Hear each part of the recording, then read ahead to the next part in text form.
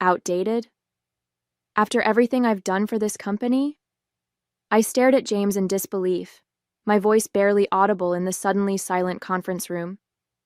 "It's nothing personal, Ariana," he replied, his eyes not quite meeting mine. "We need fresh perspectives, new blood.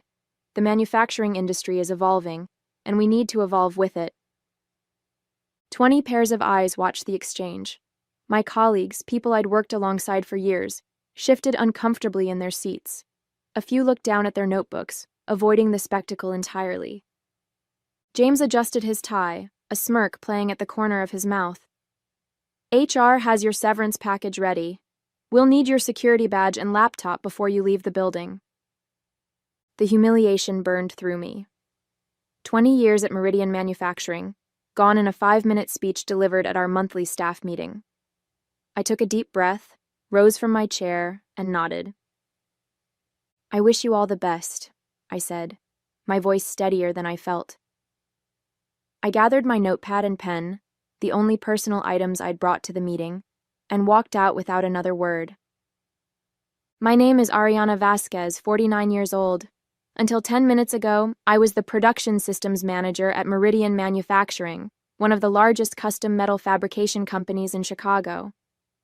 I started as an assistant on the factory floor when I was 29 and worked my way up, learning every aspect of our production systems, both the visible ones on paper and the invisible ones that kept everything running smoothly. For 2 decades, I've been the person everyone called when things went wrong, the one who stayed late troubleshooting supplier issues, who knew which machines needed special handling, who remembered that client A needed their orders packaged a specific way, or they'd reject the entire shipment. I created workarounds and solutions that weren't in any manual because I had to. The company grew faster than our documentation could keep up. And now James Henderson, our new operations director who'd been with the company all of 6 months, had decided I was outdated. As I cleaned out my desk, my phone buzzed with messages from a few colleagues expressing shock and sympathy. I appreciated the support, but knew it wouldn't change anything. I boxed up 20 years of personal items in under 30 minutes, a depressingly small collection of photos, awards, and desk trinkets. On my way out, I passed Denise from accounting, who gave me a quick hug and whispered, "This is crazy. You know that new automated inventory system they're implementing next week? No one knows how it integrates with our payment tracking system." I smiled sadly. I'm sure they'll figure it out. But as I handed my badge to security and walked to my car, a cold realization settled in my stomach. They wouldn't figure it out, because I was the only one who fully understood how deeply interconnected our systems were, and I had just been shown the door.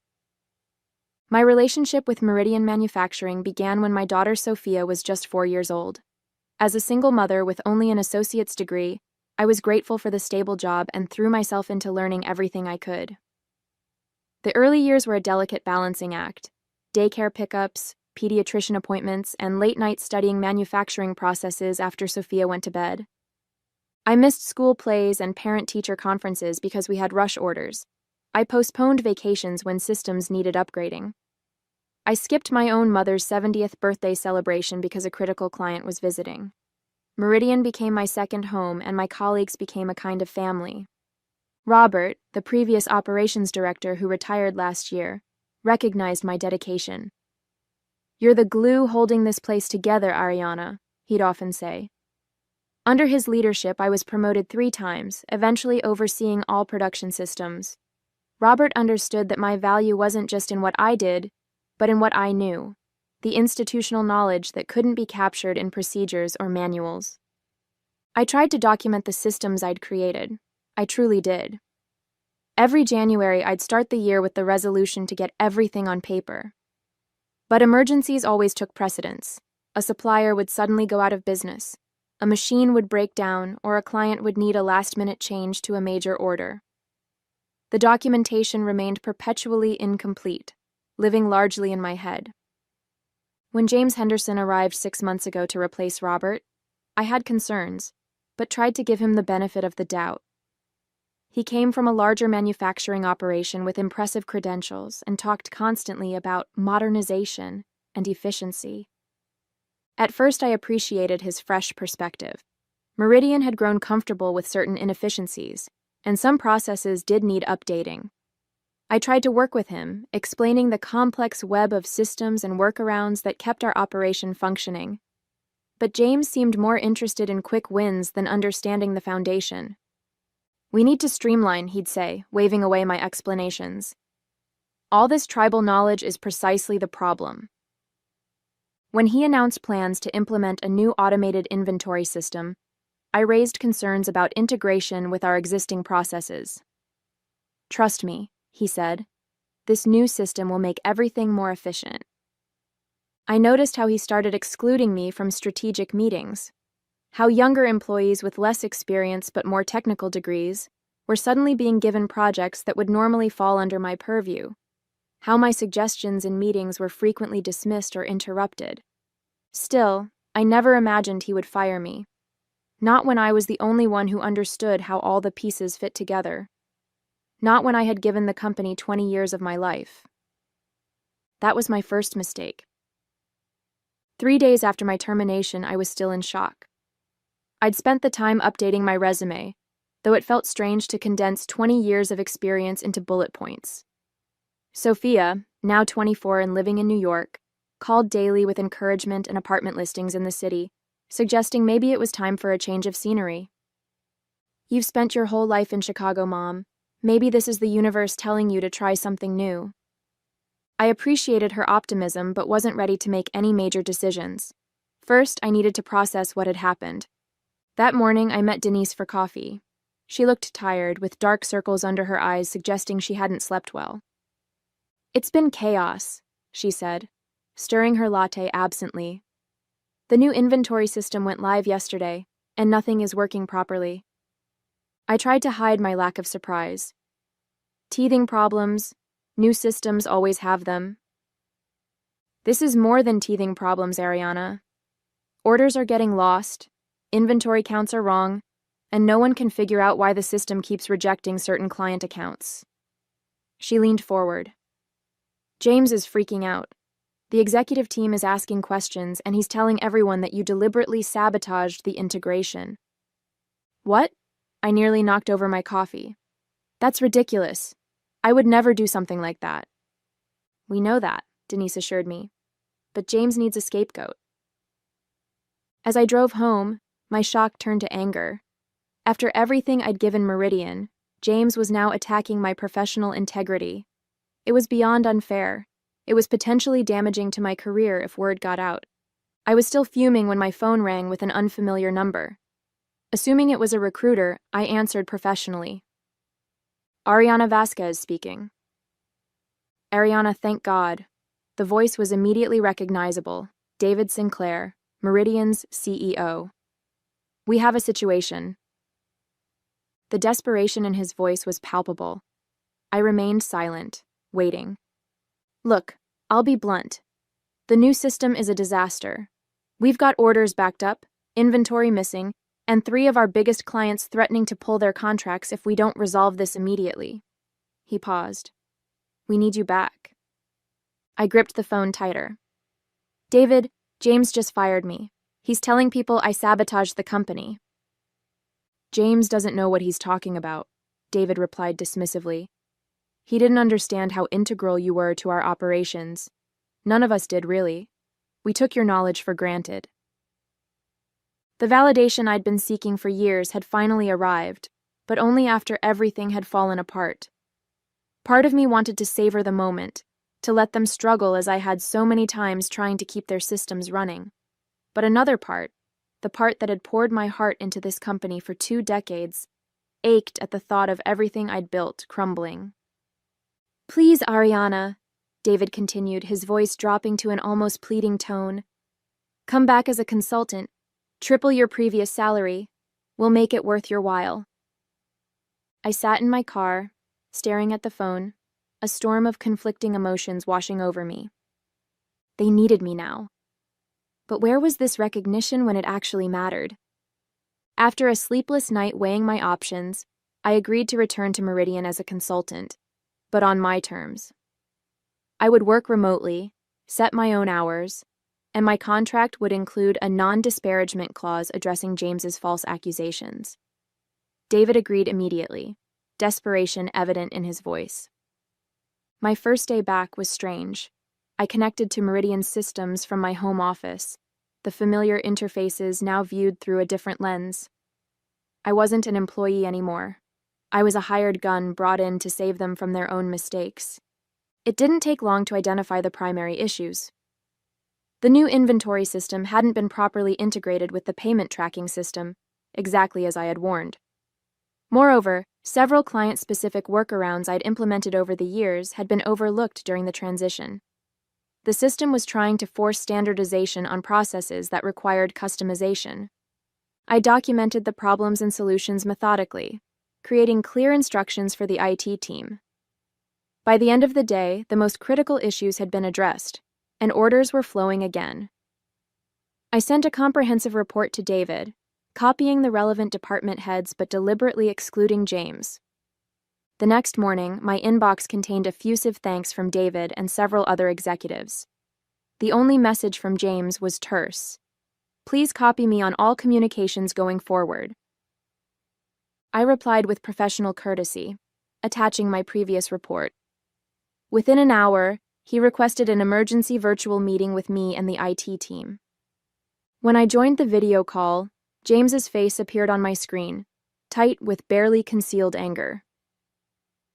Ariana, while we appreciate your help with the immediate crisis, we need to discuss your approach, he began. Some of your solutions seem to be reverting us to the old methods rather than embracing the new system's capabilities. I'm using hybrid solutions that allow the new system to function with our existing client requirements, I explained. Many of our major clients have specific needs that the standard system doesn't accommodate. James shook his head. That's exactly the problem. We've invested in the system to standardize our processes. If we keep making exceptions, we'll never modernize. One of the IT specialists, Tom, unmuted himself. James, Ariana's approach is working. The critical errors have stopped, and we're processing orders again. Temporarily, James insisted, but it's not sustainable. We need to retrain our clients to work with our new standardized system. I muted myself to prevent an incredulous laugh from escaping. Retrain our clients? Some of these companies had been with Meridian for decades and represented millions in annual revenue. They wouldn't change their entire operation to accommodate our new software. The meeting continued with increasing tension. James kept pushing for his vision of complete standardization, while the IT team grew visibly uncomfortable with his dismissal of practical solutions. Later that afternoon, I received an email from James outlining a new direction for my consulting work, essentially asking me to create documentation for his standardization plan rather than fixing the immediate problems. It was a thinly veiled attempt to sideline me while still having access to my knowledge. I wrote a carefully worded response, copying David and the department heads, explaining why this approach would likely result in losing several major clients. I included revenue figures and contract terms to support my position. Within minutes, David called me directly. Ariana, ignore James's email. Continue with your current approach. You have my full authority. It was a small victory, but I knew it was temporary. James wouldn't simply accept being overruled. He would find another way to assert control and push me out again. That evening, as I reviewed system logs to track down a persistent error, I discovered something unusual. Someone had attempted to modify several key configuration files the night before I was fired. The timestamps matched a time when most employees would have been gone, but the building access logs would show who was present.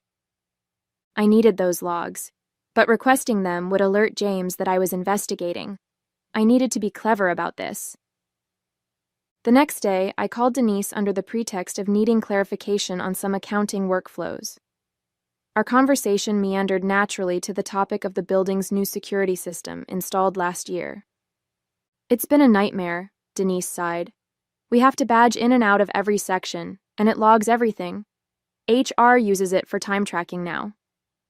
That sounds tedious, I sympathized. Who manages those logs? Is it still building services? Or did they move that to IT? Neither. Everything's cloud-based now. Department heads can access their team's logs through the admin portal. This was exactly what I needed. Access to those logs would show who was in the building the night before my termination. Interesting, I said casually. Hey, since I'm working remotely, could you send me a link to that admin portal? I might need to check when certain team members were working on specific projects. Once Denise sent the link, I realized I needed login credentials. As a consultant, I no longer had admin access. I considered asking David directly, but worried it might raise questions about my intentions. Instead, I tried my old credentials on a hunch, and they worked. In their haste to bring me back as a consultant, IT had reactivated my previous access levels without adjusting the permissions. What I discovered in the logs sent a chill down my spine. The night before my termination, James had been in the building until nearly midnight, highly unusual for an operations director who typically left by 6 p.m. More importantly, he had accessed the server room using his badge. This coincided exactly with the system logs showing configuration changes. But why would James modify system configurations? He wasn't technical, and such changes would normally be handled by IT. I dug deeper into the system logs and found that the modifications were subtle but significant. Changes that would cause the new inventory system to fail in specific ways when integrated, but only under certain load conditions. The kind of failure that wouldn't appear in testing but would emerge catastrophically in production. The realization hit me like a physical blow. James had deliberately sabotaged the system, knowing it would fail after my departure. But why? What could he possibly gain from creating chaos? I spent the next 2 days discreetly investigating, careful to maintain my consultant duties while pulling on this thread. The picture that emerged was disturbing. Before joining Meridian, James had worked for Vertex Manufacturing, our largest competitor. His LinkedIn profile mentioned it briefly, but downplayed the connection. Further research revealed he had maintained stock options in Vertex even after leaving. Emails I accessed through my reinstated credentials showed James had been quietly advising several of our biggest clients to consider alternatives in the wake of our system problems. In one particularly damning message, he suggested Vertex specifically, noting their superior reliability. The truth was breathtaking in its audacity. James hadn't fired me because he thought I was outdated. He fired me because I was the only person who could prevent his sabotage plan from succeeding. He was deliberately tanking Meridian's operations to drive clients to Vertex, clients he had insider relationships with, clients whose business would significantly increase the value of his Vertex stock options. I sat back in my chair, heart pounding. I had evidence of corporate espionage and sabotage, but bringing it forward would be risky. James was still an executive with significant influence. If I mishandled this, he could twist it to make me look vengeful or desperate. I needed to be strategic about how I exposed him, and I needed to be absolutely certain of my evidence before making such serious accusations. The question was, how far was I willing to go to protect a company that had discarded me after 20 years of loyalty? The answer came to me that night as I stared at my ceiling, unable to sleep. This wasn't just about Meridian or my wounded pride. It was about the hundreds of employees whose livelihoods depended on the company's survival. People like Denise, who had worked alongside me for years, or Tom from IT, who was putting his kids through college with his Meridian salary. I needed irrefutable evidence and a plan to present it that couldn't be dismissed or buried. James had allies on the executive team, people he'd charmed during his short tenure. Going directly to David might not be enough if James could convince others I was fabricating claims out of resentment. The next morning, I created a secure folder containing all the evidence I'd gathered, the system logs showing the sabotage, the building access records showing James in the server room, and the emails to clients recommending Vertex. I encrypted it and stored it in multiple locations, including sending a copy to my personal lawyer, with instructions to open it only under specific circumstances. Then I set a trap. I identified the next likely target in James's sabotage plan, the production scheduling system, which was due for integration with the new inventory system the following week. If he followed his pattern, he would need to make modifications soon. I quietly implemented a monitoring protocol that would alert me to any unauthorized changes, capturing detailed logs of the activity. For 3 days, I continued my consulting work while waiting for the alert. On the fourth night, at 11:23 p.m., my phone buzzed with the notification I'd been expecting. Someone was modifying the production scheduling system's core configurations, and the monitoring protocol was capturing everything, including a video feed from the server room's security camera that I'd managed to access.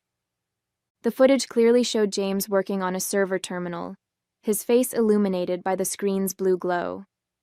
I watched in real time as he systematically inserted errors into the system, errors that would cause catastrophic failures once the integration went live.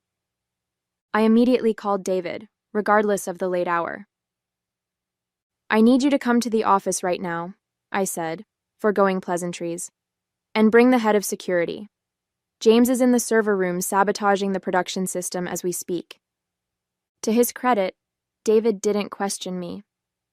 "I'll be there in 20 minutes. I forwarded the live security feed to David's email and then called Tom from IT, who lived closest to the office.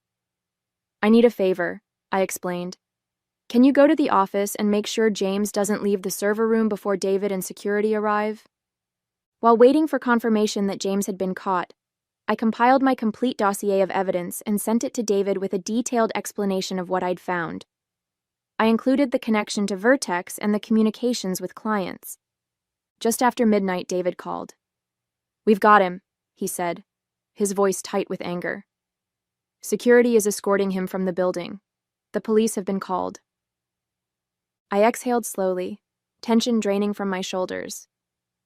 "You need to secure his computer and phone immediately," I advised. "And contact those clients he's been communicating with. There's no telling how many he's approached."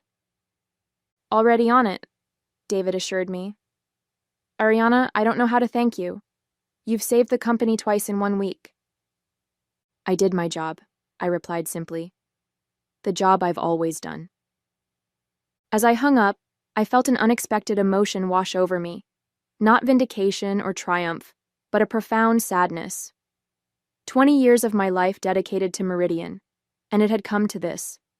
Saving the company from someone who had been there less than a year. But mixed with the sadness was something else, the dawning realization that I was finally free to choose what came next. The next morning, I arrived at Meridian's offices in person for the first time since my termination. The security guard greeted me with a surprised smile and a new visitor badge. "Ms. Vasquez, good to see you back." David met me in the lobby, looking exhausted but relieved. "Thank you for coming in. The board is assembling for an emergency meeting, and they've asked you to join." Walking through the familiar hallways felt surreal. Colleagues stopped to greet me, many offering quiet thanks or expressions of disbelief about James's actions. News had traveled fast. The boardroom was filled with tense executives when we entered. David guided me to a seat near the head of the table and began the meeting without preamble. "As you all know, we've uncovered evidence that James Henderson was deliberately sabotaging our systems to drive business to our competitor, Vertex Manufacturing. The police are involved, and we've already contacted our legal team about industrial espionage charges." He turned to me. "Ariana has compiled comprehensive documentation of the sabotage, which has been distributed to each of you. She was instrumental in uncovering this plot and catching James in the act." The board members reviewed the evidence in stunned silence. Finally, the chairwoman, Eleanor Barnes, looked up at me. "Ms. Vasquez, on behalf of the board, I want to extend our sincere apologies for what happened. Your termination was clearly a terrible mistake." "It was more than a mistake," I replied calmly. "It was the result of a systematic devaluation of institutional knowledge in favor of surface-level modernization. James was able to target me precisely because the company had already minimized my contributions." An uncomfortable silence followed. This wasn't what they'd expected. Contrition and gratitude, perhaps, but not a critique of their leadership culture. "You're right," David finally acknowledged. "And that's why we'd like to offer you a new position, Vice President of Systems Integration, reporting directly to me." We need someone who understands both our legacy systems and how to modernize without destroying what works. I smiled. I appreciate the offer, David, but I have a different proposal in mind. 3 months later, I stood in the lobby of Meridian Manufacturing, preparing to leave after my final day as a consultant. The systems were stable, thoroughly documented, and managed by a team I had personally trained. The production floor was operating at peak efficiency, and client relationships had been largely restored. James Henderson had been arrested on corporate espionage charges, and Vertex Manufacturing was facing a major lawsuit. The scandal had made industry news, with James's reputation in ruins. Several other companies had discovered similar sabotage attempts in their systems, suggesting his scheme had been more widespread than initially thought. As for me, I had declined Meridian's offer of executive employment. Instead, I'd negotiated a 6-month consulting contract at an exceptional rate to rebuild their systems and train their staff properly. The experience had been cathartic, finally having the time and authority to document everything I'd created over 2 decades, to be recognized for my expertise, and to leave the company stronger than I found it. David approached as I prepared to leave. "Are you sure I can't convince you to stay?" he asked, not for the first time. "I'm sure," I replied. "You have my number if there's an emergency, but the team is well trained now." "And Vasquez Systems Consulting is officially open for business?" he asked with a smile. "With Meridian as my first client reference," I confirmed. "But not my only one. I've already signed contracts with 2 other manufacturers in the region." As I walked out of the building, my phone buzzed with a text from Sophia. "Apartment hunting this weekend still on?" I smiled and replied, "Absolutely. I'm thinking Manhattan might be nice." 20 years at one company had given me invaluable knowledge. The next 20 would be spent sharing that knowledge, on my terms, with proper recognition, and at a consultation rate that reflected my true value. Sometimes the best revenge isn't just proving them wrong, it's using their mistake to finally live the life you deserve.